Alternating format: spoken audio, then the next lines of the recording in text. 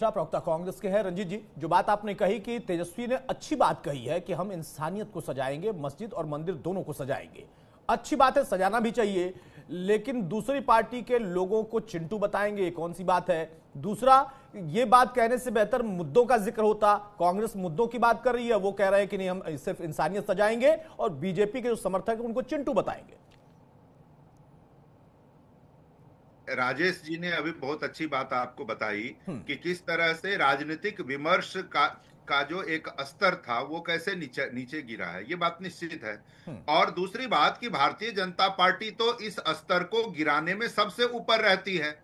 हमारे कांग्रेस के जो अभी लोकसभा में नेता प्रतिपक्ष हैं, उनके बारे में इन्होंने किस किस तरह की भाषा का प्रयोग किया, या हमारे नेताओं के बारे में जिस तरह के गाली गलौज की भाषा का प्रयोग करते हैं, वो ये बताने के लिए काफी है कि राजनीतिक स्तर इन लोगों ने कितना गिराया है। दूसरी बात, राजेश जी ने एक गंभीर बात आपसे कही थी कि राज्य और धर्म दोनों अलग अलग होंगे, ऐसा भारतीय संविधान भी कहता है। और आपने तुरंत डिफेंड करते हुए कांग्रेस को कटघरे में खड़ा करना शुरू किया। नहीं, मैंने कोई डिफेंड नहीं किया, मैंने तो जो हकीकत है वो बताया। हाँ अतुल जी, ऐसा है कि भाजपा को डिफेंड करने से काम नहीं चलेगा। उसके लिए भूपेंद्र जी बैठे हैं ना, उसके लिए भूपेंद्र जी बैठे हैं, उसके लिए भूपेंद्र जी बैठे हैं। मुझ पर आरोप लगाने से नहीं होगा, मैंने तो हकीकत बताई। आप सत्ता में नहीं थे लंबे समय तक, तो आपसे भी जवाबदेही होगी और बीजेपी से भी होगी। हाँ बोलिए। हाँ अतुल जी, बात ऐसा है कि वो ठीकरा कांग्रेस पे फोड़ना ठीक नहीं था आपका। मैंने तो बीजेपी और कांग्रेस दोनों पे फोड़ा, क्योंकि लंबे समय तक सत्ता में आप लोग थे सर। इसमें कोई गलत बात तो कहीं नहीं, मैं बता रहा हूँ ना। हाँ बोलिए। देखिए अतुल जी, कांग्रेस पार्टी सत्ता में रही है, और कांग्रेस इस देश की एकमात्र पार्टी है जो इस देश को आजादी भी दिलाई और आजादी के बाद तरक्की भी दिलवाई। ये जितने आईआईटी हो, आईआईएम हो, वहां से लेकर न्यूक्लियर पावर बनाने तक ये काम कांग्रेस ने किया।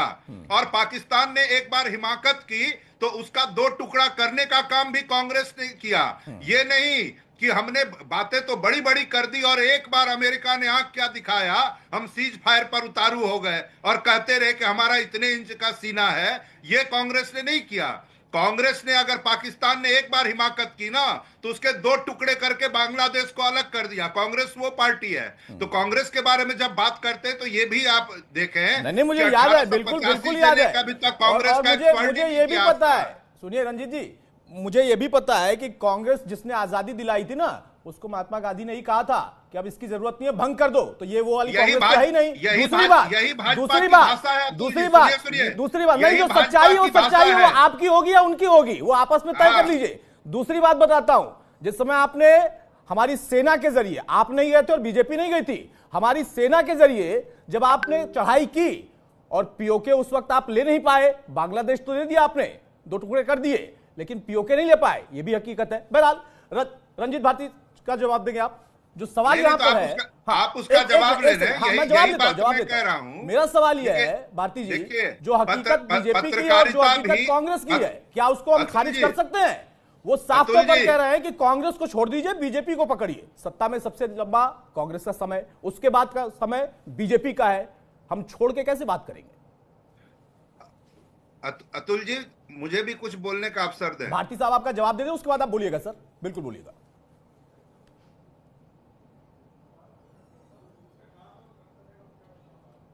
भारती साहब, मेरी आवाज जा रही है आप तक?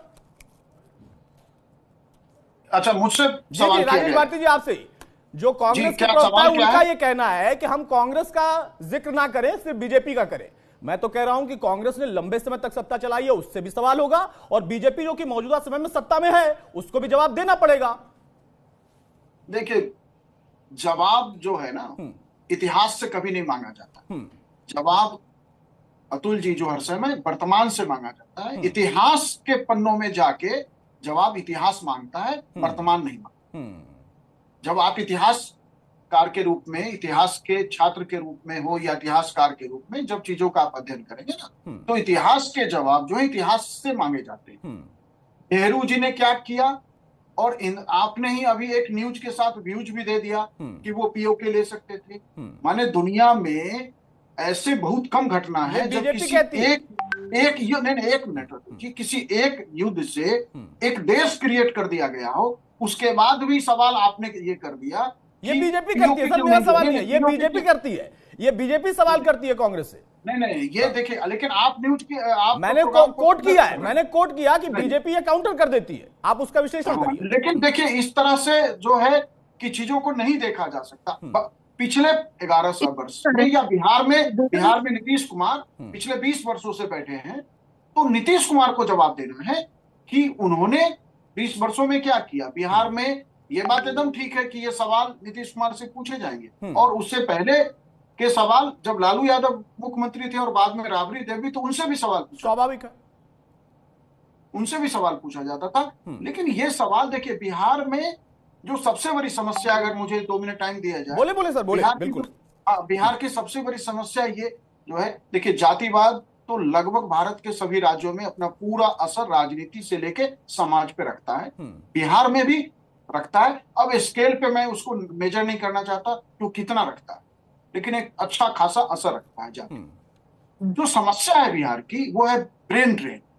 बिहार से जिस तरह से लोग माइग्रेट करते हैं या पढ़ने के लिए, रोजगार के लिए, या सरकारी नौकरी में आने के बाद, वो समाज लौट के बिहार में कंट्रीब्यूट नहीं करता।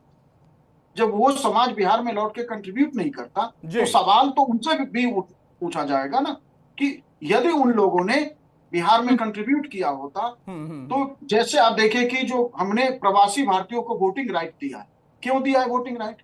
उसके पीछे उद्देश्य क्या है कि जब वो मतदान के लिए भारत आएंगे, तो जो जिस समाज को आज वो रिप्रेजेंट कर रहे हैं, उस समाज में जो विकास किया है उन्होंने, इस समाज में जो जागृति आई है जी, उस समाज में जो चेतना आया है, जो साइंस एंड आर्ट और बाकी सारे सेक्टर्स में जो डेवलपमेंट हुए, उससे हमारे समाज का एक्सपोजर होगा, और उस एक्सपोजर से भारत का समाज, भारत का मतदाता बदलेगा और जाति और बाकी बातों से निकलेगा। ये बहुत अच्छी बात कही, बहुत अच्छी बात आपने कही कि हम सिर्फ पार्टियों से, नेताओं से उम्मीद नहीं कर सकते, हम उन लोगों से भी उम्मीद करते हैं जो कि बिहार से निकलकर देश दुनिया में तो योगदान दे रहे हैं, लेकिन उसका कंट्रीब्यूशन बिहार में कम रह गया। यह भी अपने आप में एक हकीकत है, सच्चाई है। इसके लिए हम सिर्फ किसी पार्टी या किसी सरकार को ही दोषी नहीं ठहरा सकते, उस कंट्रीब्यूशन का भी बड़ा एक योगदान होता है। बहुत अच्छी बात भारती जी आपने कही है।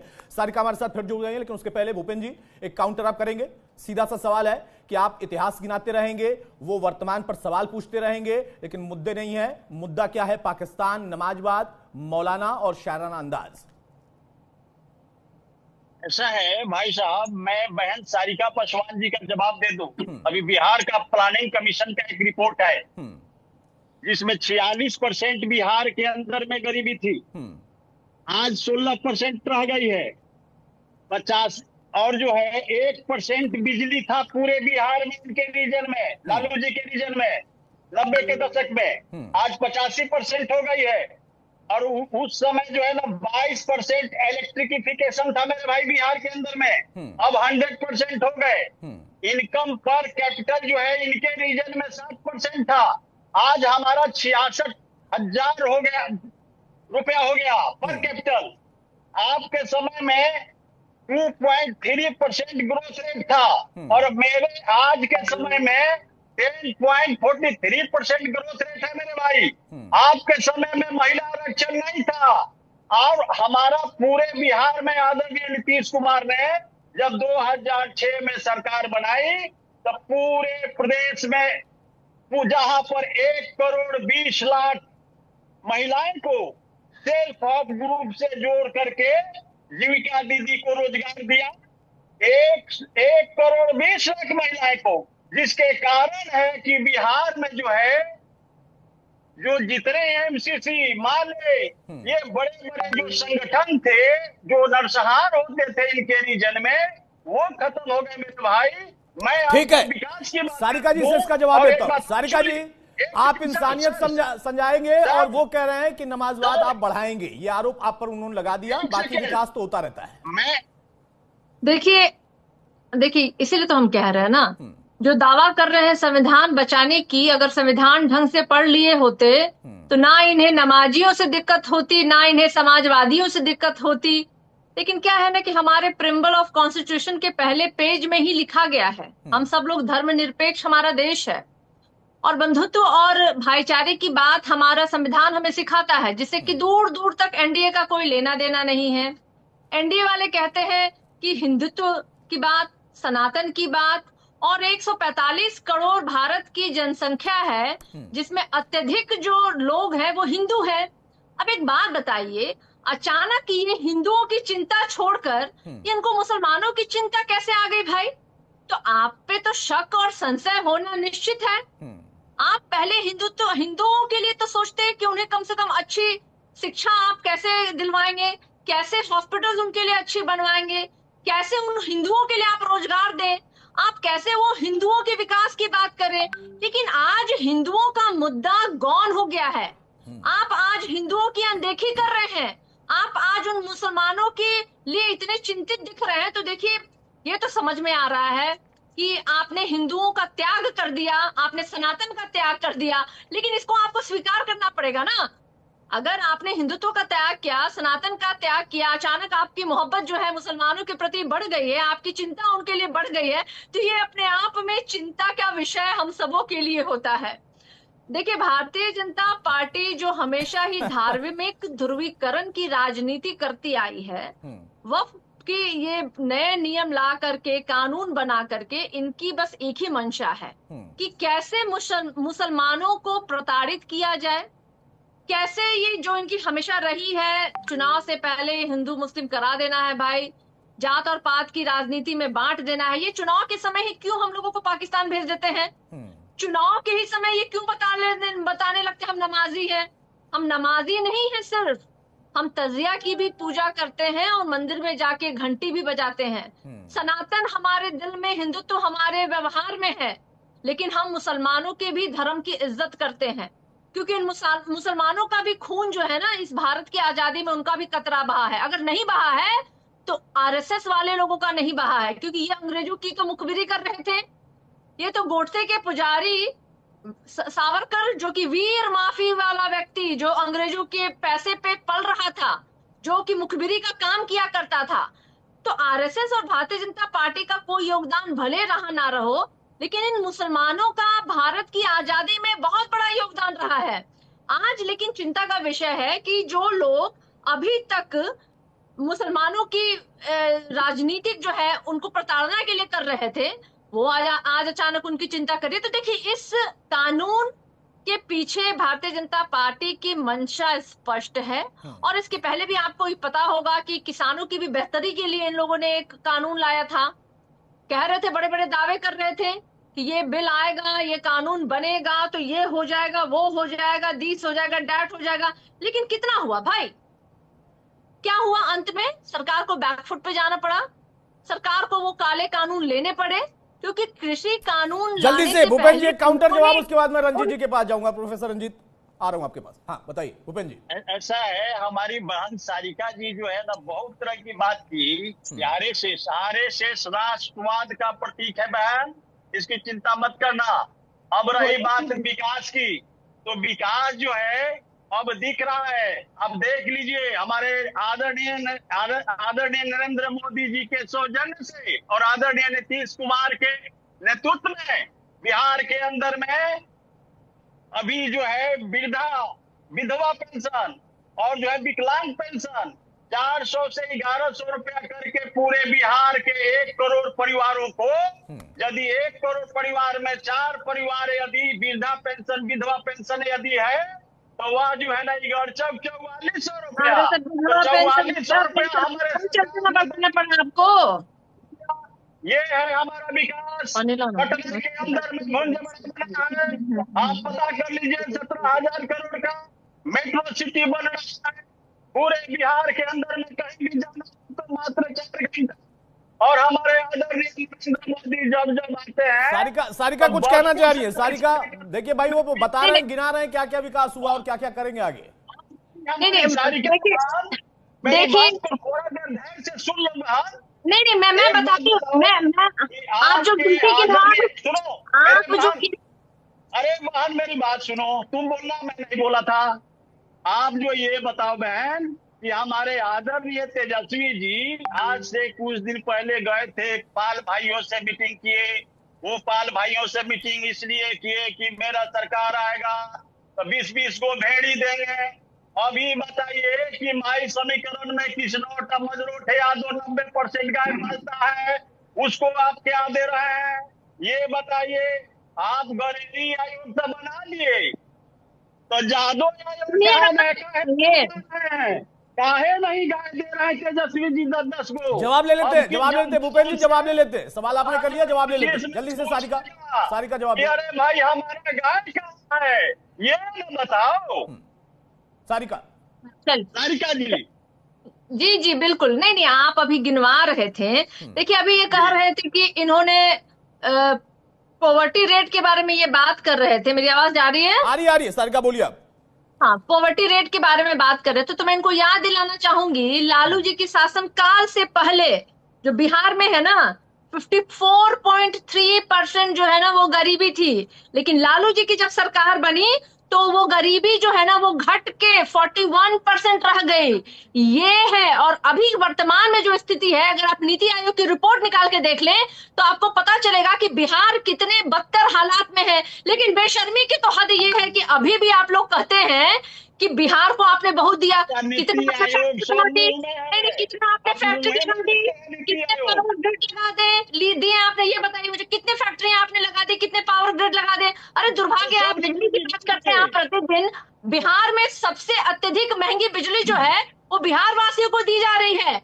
और आपको शर्म आनी चाहिए बात कहते हुए कि बिजली जो है ना वो पूरे बिहार में चल रहा है। कई अस्पताल ऐसे सरकारी अस्पताल में जहाँ आउटसोर्सिंग जनरेटर का काम चल रहा है, अगर बिजली इतनी बेहतर होती, सरकारी अस्पतालों में आउटसोर्सिंग बिजली के लिए आपको 4-4 लाख रुपए महीने के पेमेंट नहीं करने पड़ते। ठीक बात, ठीक बात। ये सारे मुद्दे गिनाए जाएंगे, ये सारे मुद्दे गिनाए जाएंगे। प्रोफेसर रंजीत, कांग्रेस इंडिया गठबंधन मिलकर लड़ाई लड़ेंगे, मुद्दों को उठाएंगे।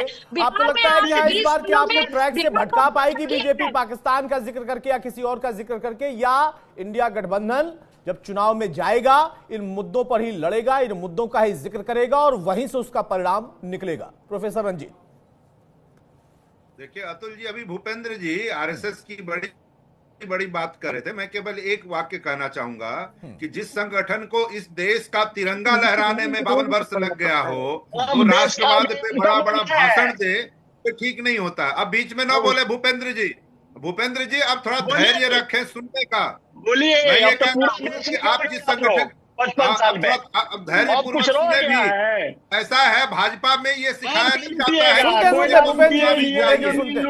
भाजपा आप ये करके अपना वही, आप ये करके लोगों को बता रहे हैं कि आप लोगों की ट्रेनिंग में ही गड़बड़ी है, आपकी ट्रेनिंग में ही गड़बड़ी है। बगड़ा साहब लूट के रजे हो गए, अब क्या लूटना चाहते हैं थे भाई? अब सिरिंज से खून खिंचवाइए। जवाब लेते हैं भूपेंद्र जी, जवाब लेते हैं। प्रोफेसर रंजीत बोलिए। देखिए, जिस विचारधारा उस पे ये तिलमिलाएंगे ही, क्योंकि जिस विचारधारा को अपना देश का तिरंगा लहराने में 52 वर्ष लग गया हो, वो बड़ी बड़ी बात करे तो ये शोभा नहीं देता है। दूसरी बात आप देखिए, विचारधारा सबका साथ सबका विकास है। हाँ, दूसरी बात ये देखिए कि मुझे वो तस्वीर याद आ गई कि नीतीश जी हाथ जोड़कर खड़े हैं और मोदी जी से कह रहे हैं कि पटना विश्वविद्यालय को केंद्रीय विश्वविद्यालय का दर्जा दे दीजिए। नरेंद्र मोदी जी एक छोटी सी मांग नीतीश जी की नहीं मांगे, और बिहार को विशेष राज्य का दर्जा देने पे तो इन्होंने कितना जुमला फेंका, लेकिन क्या हुआ? आज तक बिहार को विशेष राज्य का दर्जा मिला क्या? वही नीतीश जी जिनके डीएनए पे ये सवाल खड़ा करते थे, उनके साथ गलबहियां डाले, अभी सत्ता की मलाई खाते हैं।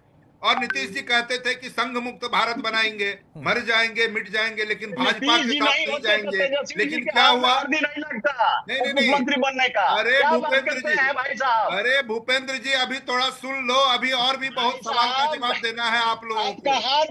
सुनो, जमीन नहीं है बिहार में, कांग्रेस का क्या? अतुल जी कांग्रेस बोलिए, राजेश जी बोलिए। बिहार में कभी? अरे भूपेंद्र जी सुन लीजिए, आप लोगों की कलई पूरी तरह से देश के सामने खुल चुकी है, और ये दुकान आपकी ज्यादा दिन चलने वाली नहीं है। सुनिए, अब थोड़ा सुने। दूसरी बात आप ये अतुल जी, पूरा बिहार की भूपेंद्र जी सुन लेते हैं, छोटा काउंटर, अगर काउंटर कर भी रहे तो छोटा। हाँ बोलिए प्रोफेसर रंजीत, बोलिए। अब ये इतना तिलमिलाएंगे अतुल जी, तो क्या कहूं। एक बात सुन लीजिए कि इन लोगों ने चीनी मिल को चालू करने का वादा लगभग हर मैनिफेस्टो में किया। इनको पूछिए कि आज तक क्यों नहीं ये शुरू कर पाए। संविधान की अब बड़ी बड़ी बात ये करते हैं। कुछ ही दिन पहले, चुनाव से पहले, इनके बड़े बड़े नेता कहते थे अब की बार 400 पार, और 400 पार हुआ तो संविधान बदल के रख देंगे।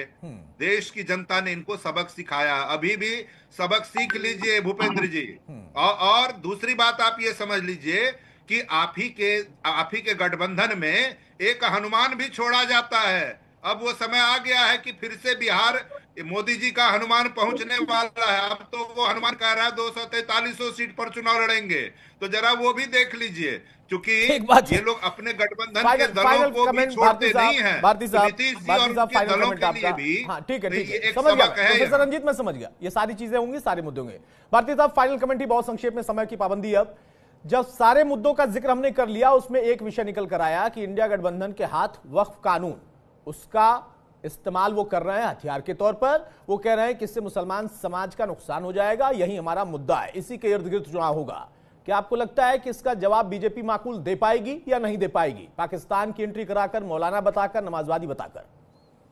देखिए, मुझे लगता है कि ये जो वक्फ कानून है, इसके इर्द गिर्द चुनाव होगा नहीं। जब चुनाव बिहार का नजदीक आएगा तो ये मुद्दा जो है ना, वो ठंडे बस्ते में चला जाएगा। बिहार का चुनाव जो वर्तमान स्थिति है वो लड़ा जाएगा मुख्य रूप से जातियों। सारे दल उसी पे जो है अब सवारी करना चाहते हैं, उसमें जो है, क्योंकि बीजेपी ये जरूर उठाएगी खूब जोर शोर से, उसको उठाना भी चाहिए, क्योंकि राजनीति में गए हैं चुनाव जीतने के लिए, तो वो बीजेपी जोर शोर से बक्का उठाएगी कि हमने ये दिया, क्योंकि हिंदुओं को मोबिलाइज करने के लिए। काउंटर में देखिए दिक्कत क्या है कि अभी क्या हो रहा है कि एनडीए एजेंडा सेट करता है चुनाव में, और इंडिया गठबंधन या बाकी जो दल है ना, वो आंसर देते हैं डिफेंस मोड में। जब तक कि उनके पाले में जाके गेम खेलते रहेंगे, तब तक विपक्ष के लिए थोड़ा मुश्किल बना रहेगा। उन्हें दूसरे मुद्दे उठाने चाहिए जो महत्वपूर्ण बात आपने कही है। और ये बात जब सारिका ने कहा कि हमारी पिच पर बीजेपी आ गई है, तो मेरे मन में भी यही आया था कि क्या वाकई बीजेपी इनकी पिच पे आ गई है, या फिर से इनको अपनी ही पिच पर खिलाएगी, पिच उसकी होगी। सारिका, छोटा सा जवाब देंगी इसका? अपनी आवाज अनम्यूट कर लीजिए। जी, कहना चाह रही हूँ कि भाजपा की पिच कभी सकारात्मक रही ही नहीं है। कभी उन्होंने रोजगार पे बात नहीं किया, कभी शिक्षा और स्वास्थ्य पे बात नहीं किया। तो ये पिच तो हमारी है, और भाजपा के बूथ से बिहार की जनता अब तक आ चुकी है। बिहार की जनता ने 20 साल का मौका दिया, लेकिन 20 साल में इन लोगों ने कोई अगर काम आपको नहीं किया। लगता है, आरजेडी को लगता है कि हाँ इस बार आपकी पिच पर बीजेपी को आपने लाने में सफलता हासिल कर ली है, तो अच्छी बात है। हर एक पार्टी अपनी रणनीति बनाती है, राजनीति करना है, सत्ता में आना है, उस रणनीति के साथ आप उतरी है। फैसला जनता को करना है, क्या उसका नतीजा निकलेगा। बहुत शुक्रिया भूपेंद्र जी आपका, रंजीत जी आपका, सारिका आपका, और भारती साहब आपका भी। तो मौजूदा दौर में एक बार फिर से बिहार में उन सारे मुद्दों का जिक्र हो गया जो कि पाकिस्तान तक जुड़कर आते हैं, लेकिन वहां के जो बुनियादी मुद्दे हैं वो अभी फिलहाल गायब हैं। चुनाव नजदीक आते आते जाति सबसे बड़ा मुद्दा होगा, इसकी पूरी आशंका है। नमस्कार।